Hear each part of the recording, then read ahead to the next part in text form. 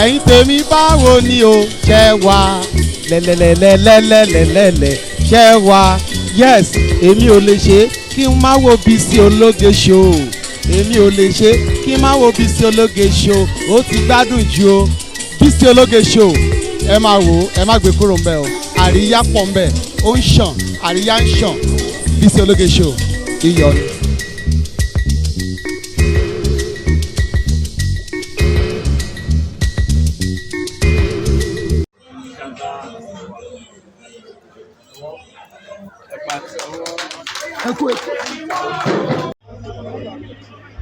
The people of Ishaka,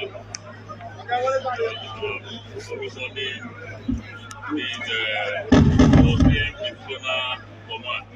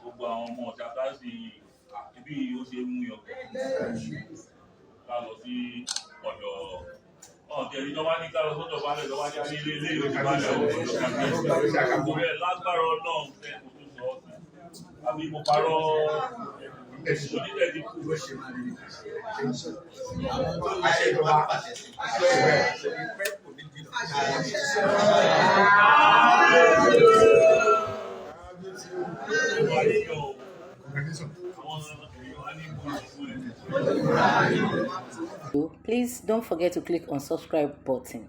Kindly comment and share. We drop new videos daily. Thank you. God bless you.